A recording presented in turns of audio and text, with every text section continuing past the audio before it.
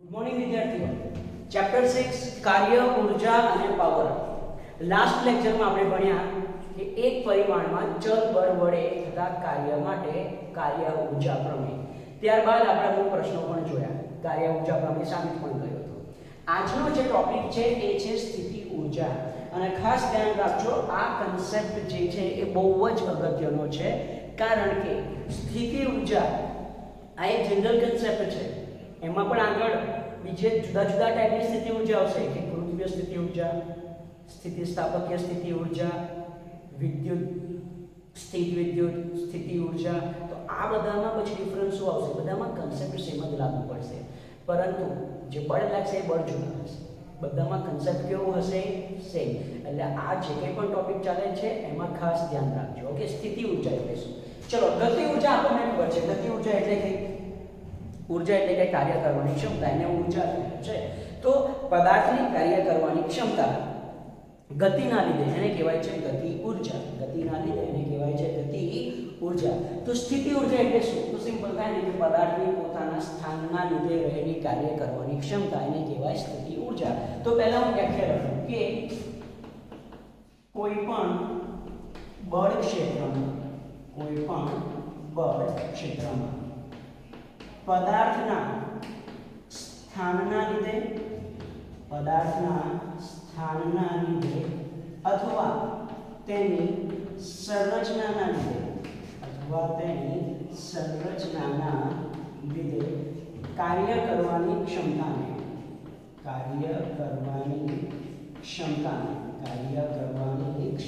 એટલે કે ઊર્જાને સ્થિતિ ઊર્જા કહે છે. સ્થિતિ ઊર્જા કહે છે. ઓકે, તો ફરીથી કોઈ પણ બળ ક્ષેત્રમાં પદાર્થના સ્થાનના લીધે અથવા તેની સંરચનાના લીધે કાર્ય કરવાની ક્ષમતાને સ્થિતિ ઊર્જા કહે છે. આ સ્થિતિ ઊર્જાની વ્યાખ્યા. આ શું છે? સ્થિતિ ઊર્જાની વ્યાખ્યા. ઓકે, હવે જો કોઈ પદાર્થ પર બળ લગાડવામાં આવે અને તેના સ્થાન કે સંરચનામાં ફેરફાર થાય તો આ સ્થિતિ ઊર્જા શેના પર આધાર રાખે છે? સ્થાન અને સંરચના. તો જો કોઈ પદાર્થ પર બળ લગાડવામાં આવે અને તેના સ્થાન કે સંરચનામાં ફેરફાર થાય તો તેની સ્થિતિ ઊર્જા બદલાય છે. એટલે આ ખાસ ધ્યાન રાખજો. ગતિના લીધે કાર્ય કરવાની જે ક્ષમતા છે એને કહેવાય ગતિ ઊર્જા. સ્થાનના લીધે જે કાર્ય કરવાની ક્ષમતા છે અથવા તો સંરચનાના લીધે જે કાર્ય કરવાની ક્ષમતા છે એને કહેવાય છે સ્થિતિ ઊર્જા. હવે સ્થાન કયું હોય, એ સંરચના કેવી હોય, એ ડિપેન્ડ્સ જુદા જુદા બળ ક્ષેત્રો. મેં કીધું ને, કોઈ પણ બળ ક્ષેત્ર, જુદા જુદા બળ ક્ષેત્રો હોય છે, જેના વિશે આપણે ડિટેલમાં માહિતી મેળવીશું. ઓકે, તો જોઈએ. ઓકે, પહેલું સ્થિતિ ઊર્જા તો એક કોમન ટોપિક છે. એમાં આપણે અત્યારે ભણવા જઈ રહેલા છીએ ગુરુત્વીય સ્થિતિ ઊર્જા. ખાસ ધ્યાન રાખજો, ગુરુત્વીય સ્થિતિ ઊર્જા. ચલો, હું એક સરસ ક્વેશ્ચન કરું તમને કે દાખલા તરીકે મારી જોડે આ ચોક છે, દેખાય છે. આ ચોકને જો હું છોડી દઉં તો એ ચોક ક્યાં જશે? નીચે. એટલે કેમ નીચે કરો? કેમ નીચે દો? તો પૃથ્વીના ગુરુત્વાકર્ષણ બળના લીધે. એટલે જો હું પદાર્થને પૃથ્વીના ગુરુત્વ ક્ષેત્રમાં, અહીંયા હું આ કોઈ પણ બળ ક્ષેત્રની જગ્યાએ શું કહીશ? ગુરુત્વ ક્ષેત્ર. પૃથ્વીનું ગુરુત્વ ક્ષેત્ર. જો કોઈ પદાર્થને પૃથ્વીના ગુરુત્વ ક્ષેત્રમાં હું છૂટો મૂકી દઉં તો એ નીચે તરફ અધો દિશામાં ગતિ કરે છે. ગુરુત્વાકર્ષણ બળની દિશામાં ગતિ કરે છે, એ આપણને ખબર છે. હા કે ના? અને એની જાતે કરશે ને કે આપણે એને નાખવો પડશે? ના, આપણે ખાલી છોડવાનો જ છે. એ પદાર્થ એની જાતે અધો દિશામાં ગુરુત્વાકર્ષણ બળના લીધે જશે. હા કે ના? તો લખું છું અહીંયા કે પૃથ્વીના ગુરુત્વ ક્ષેત્રમાં કોઈ પદાર્થને પડતો મૂકતા તે જાતે જ અધો દિશામાં ગતિ કરે છે. અધો દિશામાં ગતિ કરે છે. કોની દિશામાં? ગુરુત્વાકર્ષણ બળની દિશામાં ગતિ કરે છે. જાતે જ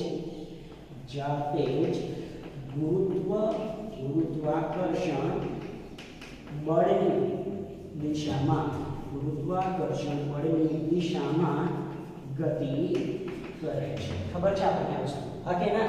કે પૃથ્વીના ગુરુત્વ ક્ષેત્રમાં કોઈ પદાર્થને પડતો મૂકતા તે જાતે જ અધો દિશામાં ગતિ કરે છે અને જાતે જ ગુરુત્વાકર્ષણ બળની દિશામાં ગતિ કરે છે. ફરીથી કહું કે મારી પાસે આ એક ચોક છે અને આ ચોકને જો હું આટલી ઊંચાઈ પરથી પડતો મૂકું તો એ ક્યાં જશે? નીચે જશે. ચલો આ ચોક નીચે છે. હવે શું આ ચોક નીચેથી એની જાતે ઉપર આવશે? હેલો, આવી જાવ ઉપર આવશે? ના, એની જાતે એ ઉપર આવશે નહીં. કેમ? કારણ કે એના પર અધો દિશામાં શું લાગે છે? ગુરુત્વાકર્ષણ બળ. એ ગુરુત્વાકર્ષણ બળ એને એ નીચે તરફ ખેંચે છે. માટે એ એની જાતે ઉપર આવશે નહીં. તો અત્યારે આ ચોકનું સ્થાન ક્યાં કહેવાય? અહીંયા આ સ્ટેજ ઉપર. આ ચોકનું સ્થાન ક્યાં કહેવાય? અહીંયા આ સ્ટેજ ઉપર. હવે હું એના પર બળ લાગુ પાડું છું. એટલે કે મેં એના પર કાર્ય કર્યું. તો એ કાર્યના લીધે એનું સ્થાન ચેન્જ થયું, એની સંરચના ચેન્જ થઈ. હા કે ના? એનું સ્થાન ચેન્જ થયું. યસ ઓર નો? તો હવે આ સ્થાને આવશે. હવે જો આ ચોક આ સ્થાને આવશે તો એની જાતે આવ્યો? ના. મેં કંઈક બાહ્ય બળ લગાડ્યું અને મેં કંઈક એને સ્થાનાંતર કરાયું અને આ જગ્યાએ લાવ્યો. એટલે કે મેં કંઈક કાર્ય કર્યું. કોની વિરુદ્ધમાં કાર્ય કર્યું? ગુરુત્વાકર્ષણ બળની વિરુદ્ધમાં. ગુરુત્વાકર્ષણ બળ કઈ લાગે છે? નીચે તરફ લાગે છે અને હું ચોકને કઈ લાવું છું? ઉપર તરફ. કંઈક બાહ્ય બળ લગાડીને હું ચોકને કઈ લાવું છું? ઉપર તરફ. બાહ્ય બળ લગાડીને હું ચોકને ક્યાં લાવું છું? ઉપર તરફ. ખબર પડી? તો આ જે કંઈ પણ હું કાર્ય કરું છું ને ચોકને ગુરુત્વાકર્ષણ બળની વિરુદ્ધમાં લાવવા માટે, તો એ કાર્ય કોના જેટલું હોય? તો એ કાર્ય એની સ્થિતિ ઊર્જાના ફેરફાર જેટલું હોય. કેમ? કારણ કે એ કાર્યના લીધે પદાર્થનું સ્થાન બદલાયું છે. પહેલા નીચે હતું, હવે અહીંયા આવ્યું. આ સ્થાન પર કંઈક સ્થિતિ ઊર્જા હશે, તો મેં જે કાર્ય કર્યું ને એ કાર્યના લીધે એની સ્થિતિ ઊર્જામાં ફેરફાર આવે છે. કેટલો આવે છે સ્થિતિ ઊર્જામાં ફેરફાર? સ્થિતિ ઊર્જા શું છે એ આપણે ઉદાહરણની મદદથી સમજીએ. જુઓ, ધારો કે આ છે પૃથ્વીની સપાટી. અને યાદ રાખજો, આપણે જો તમને કોઈ કેસ ના આપેલો હોય તો આપણે પૃથ્વીની સપાટીને સંદર્ભ સપાટી તરીકે ધારી શકીએ. ઓકે? કારણ કે ઊંચાઈ આપણે કોઈકની સાપેક્ષમાં તો માપવાની હોય ને. તો ધારો કે મારી પાસે એક બ્લોક છે m દળનો, જેનું અહીંયા પૃથ્વીની સપાટીથી ઊંચાઈ y1 છે. ઓકે? આપણને ખબર છે. ચલો, આના પર ગુરુત્વાકર્ષણ બળ mg કઈ દિશામાં લાગશે? mg કઈ દિશામાં લાગશે? નીચે તરફ. હા કે ના? પરંતુ મારે એને અહીંયા લઈ જવું છે. ઊંચાઈ y1. સંદર્ભ સપાટીથી કેટલી ઊંચાઈ છે? y2 ઊંચાઈ. ખબર પડી મેં શું ક્વેશ્ચન કર્યો? પહેલા બ્લોક કઈ ઊંચાઈએ છે? y1. આપણને ખબર છે ગુરુત્વાકર્ષણ બળ કઈ દિશામાં લાગે છે?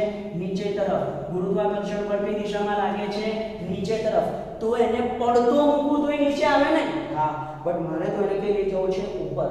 મારે એને y1 ઊંચાઈએથી y2 ઊંચાઈએ ગુરુત્વાકર્ષણ બળની વિરુદ્ધમાં લઈ જવું છે. તો અહીંયા લખું છું કે જો કે અહીં પૃથ્વીની સપાટીને સંદર્ભ સપાટી ધારતા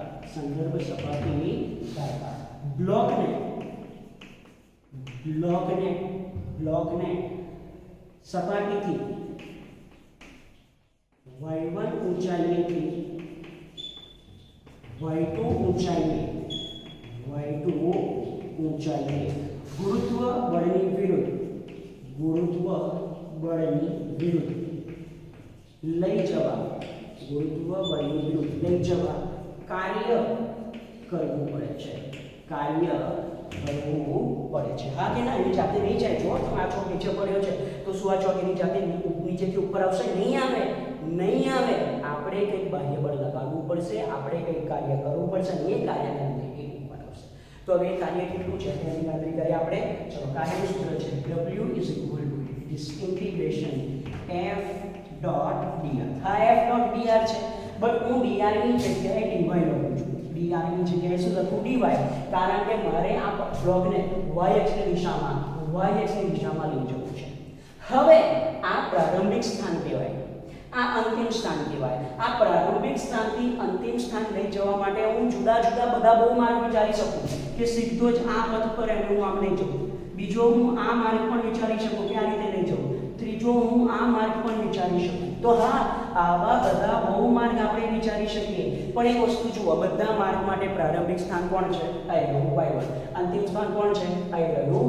y2 આટલું ક્લિયર ઓકે ચલો હું દાખલા તરીકે આ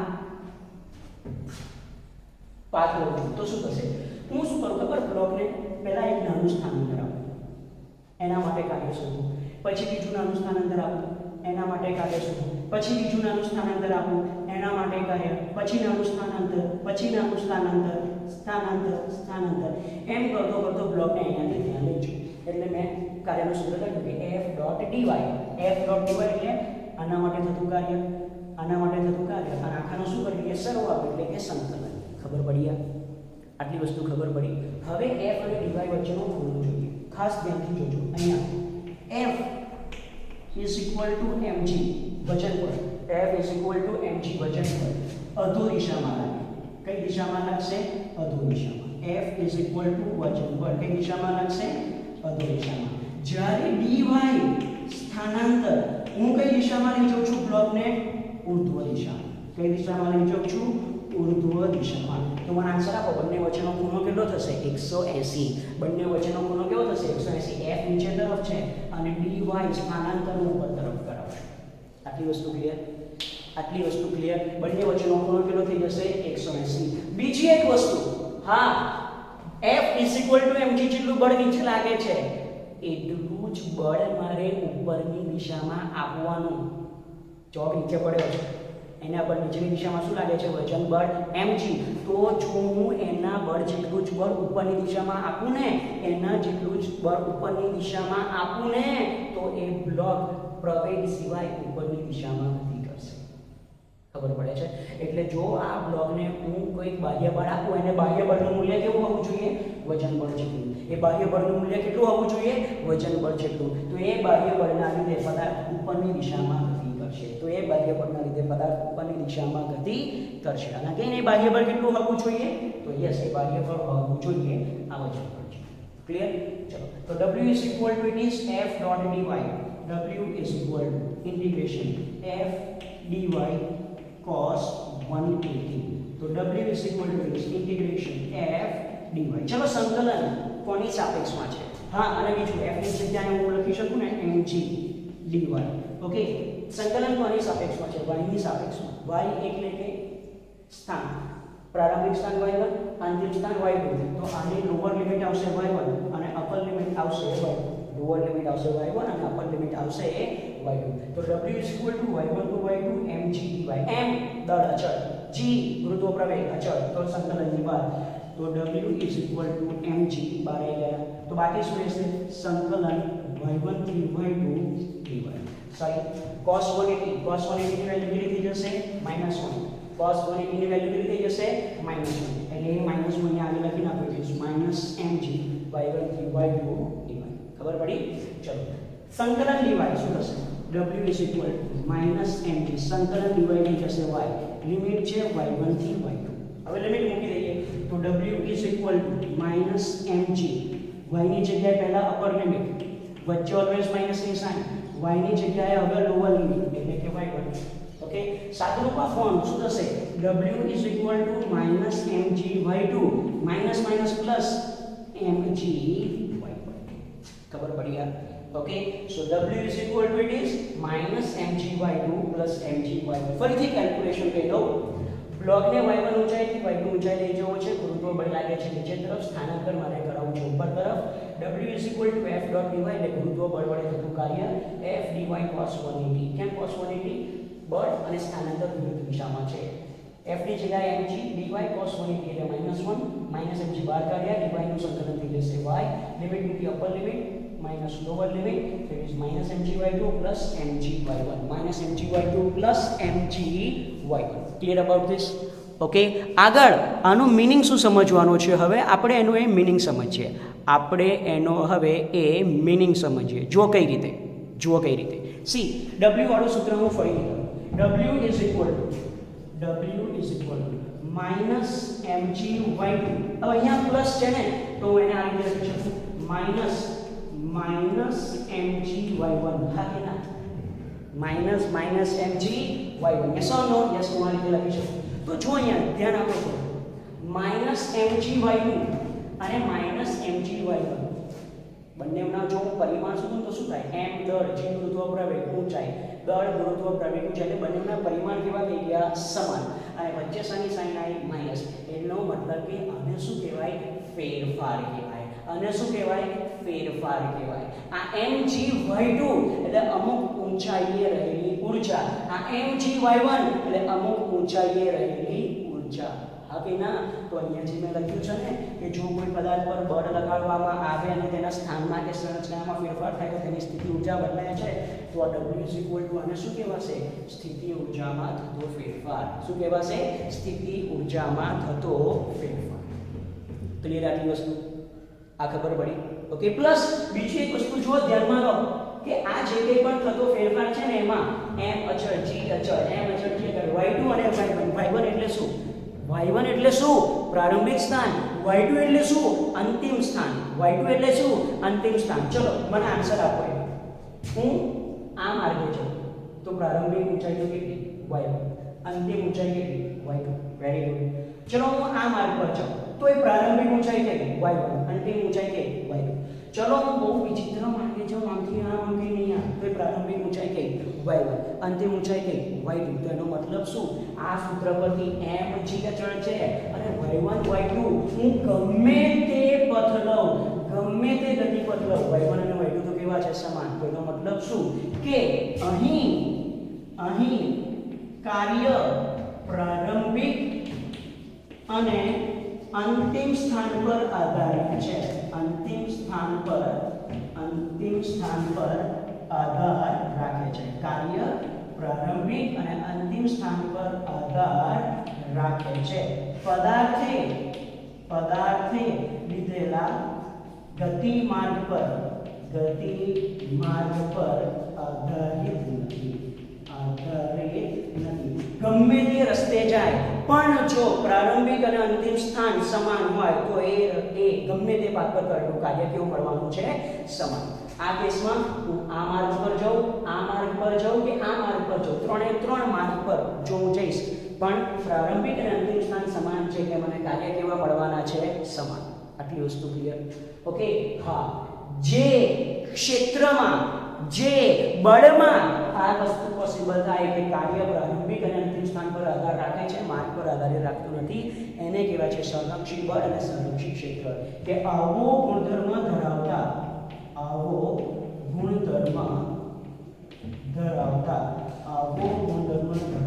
ક્ષેત્રને સંરક્ષી ક્ષેત્ર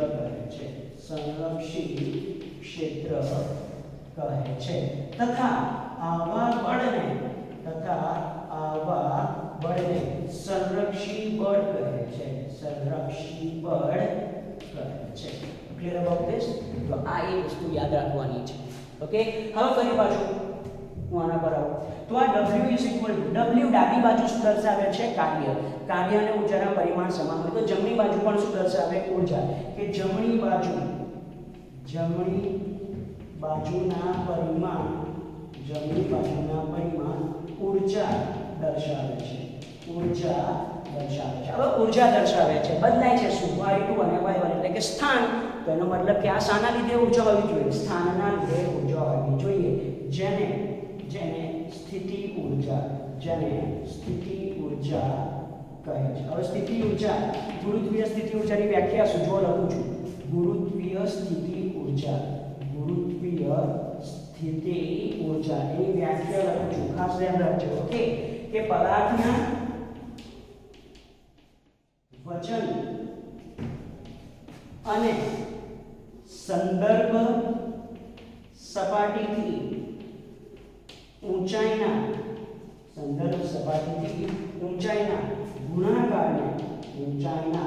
ગુણાકારને તે પદાર્થની તે ઊંચાઈએ સ્થિતિ ઉર્જા કહે છે. દાખલા તરીકે આ સંદર્ભ સપાટી છે, m દળનો પદાર્થ અહીંયા સપાટીથી h ઊંચાઈએ રહેલો છે, તો આ પદાર્થની જે સ્થિતિ ઉર્જા છે, સ્થિતિ ઉર્જા u બરાબર કેટલી હશે? mgh. સ્થિતિ ઉર્જા u બરાબર mgh. અને આ h એટલે શું? h એટલે સંદર્ભ સપાટીથી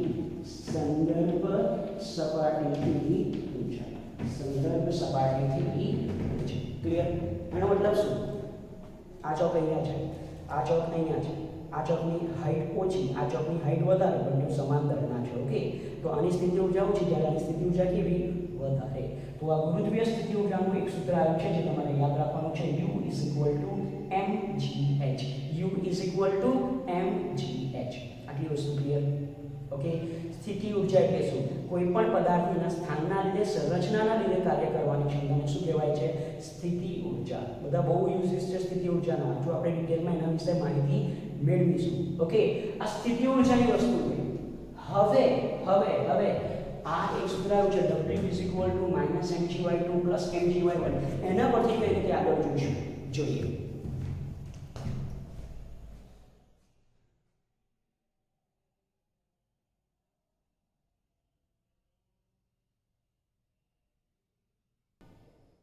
ફરીથી આ છે સંદર્ભ સપાટી. અહીંયા આ y1 ઊંચાઈએ એક બ્લોક રહેલો છે, બીજો અંતિમ સ્થિતિ y2 ઊંચાઈ. ચલો, આને કહેવાય પ્રારંભિક સ્થાન, આને કહેવાશે અંતિમ સ્થાન. પ્રારંભિક ઊંચાઈ y1, અંતિમ ઊંચાઈ y2. તો આપણે હમણાં કાર્યનું સૂત્ર મેળવ્યું કે કાર્ય w બરાબર શું થશે? તો w સૂત્ર એવું આવ્યું છે -mgy2 + mgy, સમીકરણ નંબર 1. હવે હું ધારું છું કે બ્લોક તો આમ ગતિમાં છે ને, તો ધારો કે આ ઊંચાઈ એટલે કે પ્રારંભિક સ્થાનમાં એનો વેગ v1 છે અને અંતિમ સ્થાનમાં છે v. તો ધારો કે પ્રારંભિક સ્થિતિમાં ઝડપ v1 છે અને અંતિમ સ્થિતિમાં ઝડપ v2 છે. તો આપણે વિદ્યાર્થી મિત્રો ગઈકાલના લેક્ચરમાં જ ભણ્યા કાર્ય ઊર્જા પ્રમેય. તો કાર્ય ઊર્જા પ્રમેય પરથી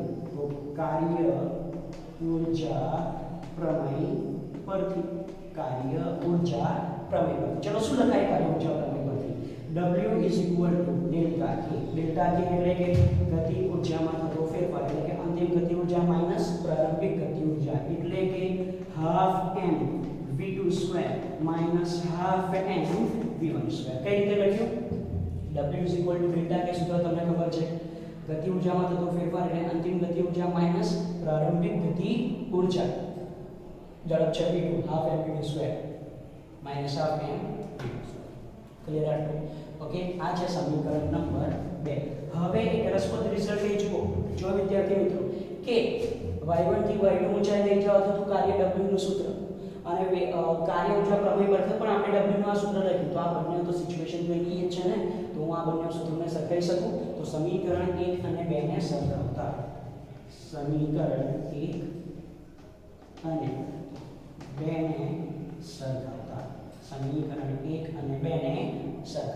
શું થશે? સમીકરણ 1 અને 2 ને સરખાવીએ. ચલો એક સમીકરણ લખો, -2m mgy2 plus mgy1 is equal જમણી બાજુ half m v2 square minus half m v2 square. ખબર પડી ઓકે. આને આ સમીકરણ મેં સરખાવી દીધા. હવે શું કરું ખબર, એક વાળા બધા ને એક બાજુ અને બે વાળા બધા પદને બીજી બાજુ. ચલો આ સાઈડ છે mgy એને પેલી બાજુ લેજો, mgy1 આ સાઈડ જ લેવાનું. આ બાજુથી minus half m v1 square છે ને આ સાઈડ લેજો તો જો થશે શું, half m v1 square minus છે ને આ સાઈડ આવશે એટલે પ્લસ અને mgy1 ને આ side plus mgy is equal to half m v2 square અહીંયા છે, હાફ m v2 સ્ક્વેર અહીંયા છે. આ માઈનસ mgy ને આ બાજુ લાવજો પ્લસ mgy પ્લસ mgy. આટલું ક્લિયર? ચલો આ હાફ m v1 સ્ક્વેર ને શું કહેવાય?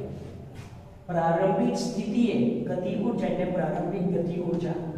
mgy1 એટલે કે પ્રારંભિક સ્થિતિ ઊર્જા is equal to half m v2 square એટલે k2 અને આને કહેવાશે u2.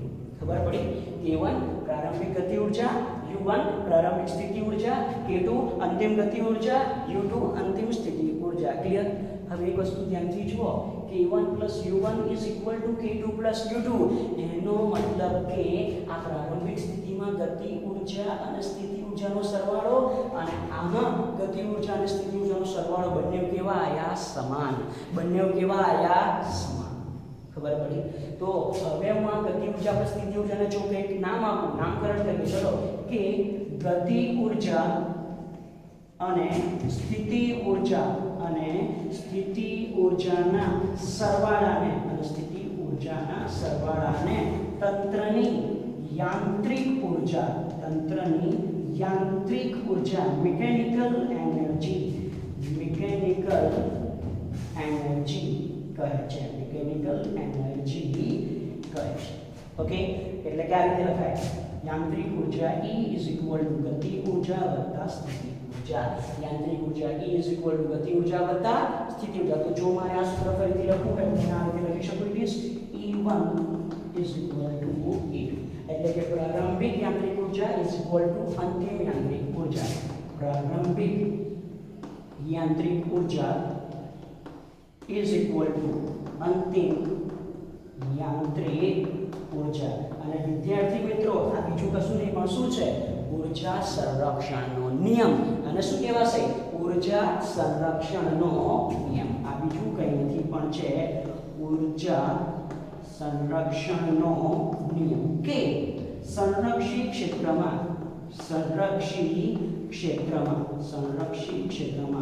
કુલ યાંત્રિક ઊર્જા અચળ રહે છે. ક્લિયર આ વસ્તુ? યાંત્રિક ઊર્જા સંરક્ષણનો નિયમ. ખબર પડી? ગતિ ઊર્જા વત્તા સ્થિતિ ઊર્જાનો સરવાળો કેવો રહે છે? અચળ. ગતિ ઊર્જા વત્તા સ્થિતિ ઊર્જાનો સરવાળો કેવો રહે છે? અચળ. આટલી વસ્તુ ક્લિયર? હવે આ સરવાળો અચળ કેમ ન રહે? અચળ રહેતું હોય તો શું ગતિ ઊર્જા અને સ્થિતિ ઊર્જા પણ અચળ જ હોય? ના, એ બદલાય. પરંતુ એનો સરવાળો કરું ને તો સરવાળો કેવો થાય? સમાન થાય. ઉદાહરણ તરીકે એક ચોક છે. દાખલા તરીકે એ ચોકને મેં અહીંયા આ રીતે ઉપરની તરફ ફેંકું છું. ફેંકું છું એટલે પ્રારંભિક ઝડપ કેવી હોય? વધારે. ફેંકું છું એનો મતલબ પ્રારંભિક ઝડપ કેવી હોય? વધારે. ઝડપ વધારે તો ગતિ ઊર્જા વધારે, હાફ m v સ્ક્વેર. અને પૃથ્વીની સપાટી પરથી ફેંકું છું તો પૃથ્વીની સપાટી પર ઊંચાઈ તો કેટલી થઈ જાય? 0. તો અહીંયા સ્થિતિ ઊર્જા કેટલી થઈ ગઈ? 0. હા કે ના? પણ ગતિ ઊર્જા કેવી હોય? મહત્તમ, મેક્સિમમ. ક્યારે? જ્યારે કોઈ પદાર્થને પૃથ્વીની સપાટી પરથી ફેંકું ત્યારે ફેંકું છું. પ્રારંભમાં ઝડપ વધારે, ગતિ ઊર્જા વધારે, પૃથ્વીની સપાટી પર છે, ઊંચાઈ 0, સ્થિતિ ઊર્જા 0. હવે આપણને ખબર છે વિદ્યાર્થીઓ, જેમ જેમ પદાર્થ ઉપર તરફ જાય એમ ઝડપ ઘટતી જાય તો ગતિ ઊર્જા પણ ઘટતી જાય. પરંતુ જેમ ઉપર જાય ને તેમ ઊંચાઈ વધતી જાય એટલે કે સ્થિતિ ઊર્જા વધતી જાય. આ વસ્તુ ખબર પડી? હા, જોજો કોઈ પદાર્થને ઉપરની તરફ ફેંકો તો પ્રારંભમાં એની ઝડપ વધારે હોય પણ જેમ ઉપર જશે એમ ઝડપ વધશે, ગતિ ઉર્જા ઘટશે, પરંતુ ઊંચાઈ વધશે સ્થિતિ ઉર્જા વધશે. અને શું થશે ખબર? દાખલા તરીકે અહીંયા મહત્તમ ઊંચાઈએ પહોંચ્યો, મહત્તમ ઊંચાઈએ, તો મહત્તમ ઊંચાઈ આપણને ખબર છે પદાર્થનો વેગ કેટલો હશે? 0. ઉર્ધ્વ દિશા માટે મહત્તમ વેગ ઊંચાઈએ પદાર્થનો વેગ કેટલો હશે? 0. તો ગતિ ઉર્જા કેવી થઈ જશે? 0. અને લખ્યું છે મહત્તમ ઊંચાઈ, તો ઊંચાઈ મહત્તમ હોય તો સ્થિતિ ઉર્જા પણ કેવી થશે? મહત્તમ. સ્થિતિ ઉર્જા પણ કેવી થશે? મહત્તમ. ખબર પડી? ખબર પડી? ફરીથી જો પદાર્થ અહીંયા મહત્તમ ઊંચાઈએથી ફરી નીચે આવે છે એટલે h ડિક્રીઝ થશે, સ્થિતિ ઉર્જા પણ શું થશે? ઓછી થશે. પણ આપણને ખબર છે જ્યારે પદાર્થ નીચે આવે તો ધીરે ધીરે એની ઝડપ વધે છે, અને ઝડપ વધે છે માટે એની ગતિ ઉર્જા પણ શું થશે? વધશે.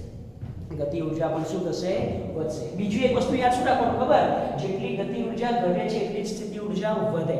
જો ગતિ ઉર્જામાં થતો ફેરફાર 50 હોય તો સ્થિતિ ઉર્જામાં થતો ફેરફાર પણ કેવો હોય? 50, પરંતુ વિરુદ્ધ દિશામાં, પરંતુ વિરુદ્ધ દિશા. ખબર પડી આ વસ્તુ? તો આ છે ઉર્જા સંરક્ષણનો નિયમ. હા, આના વિશે હજુ પણ આપણે વધારે ડિટેલમાં માહિતી મેળવીશું. ક્લિયર આ વસ્તુ? તો વિદ્યાર્થીઓ ખાસ ધ્યાન રાખજો, સ્થિતિ ઉર્જા એ એક ખૂબ જ અગત્યનો ટોપિક છે. સ્થિતિ ઉર્જા એ એક ખૂબ જ અગત્યનો ટોપિક છે, કારણ કે આ સ્થિતિ ઉર્જા જરૂર નથી કે અત્યારે આ સૂત્ર U mgh. આપણે કોઈ પણને પૂછે ને કે સર સ્થિતિ ઉર્જા એટલે શું, તો બધાય પૂછે છે સ્થિતિ ઉર્જા એટલે U mgh. ના, એ ગુરુત્વીય સ્થિતિ ઉર્જા છે.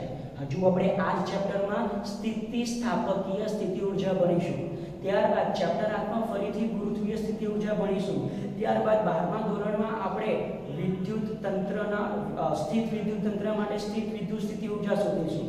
ઓકે, તો આ બધા માટે તમારે સ્થિતિ ઉર્જાનો જે કન્સેપ્ટ છે ને, એ કન્સેપ્ટ તમારે યાદ રાખવાનો છે. આનું કન્ક્લુઝન શું છે ખબર?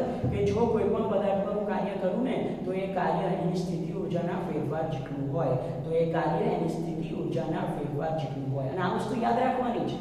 કોઈ બળની વિરુદ્ધમાં, દાખલા તરીકે ગુરુત્વાકર્ષણ બળની વિરુદ્ધમાં હું કાર્ય કરું છું તો એ કાર્ય એની સ્થિતિ ઉર્જાના ફેરફાર જેટલું હોય, એ કાર્ય એની સ્થિતિ ઉર્જાના ફેરફાર જેટલું હોય. ક્લિયર? તો યસ, એક ઇમ્પોર્ટન્ટ ટોપિક છે, ખાસ ધ્યાન રાખજો. એન્ડ ડોન્ટ વરી, આના વિશે આપણે વધારે ડિટેલમાં માહિતી મેળવીશું, ક્વેશ્ચન સોલ્વ કરીશું. ક્લિયર? Right out.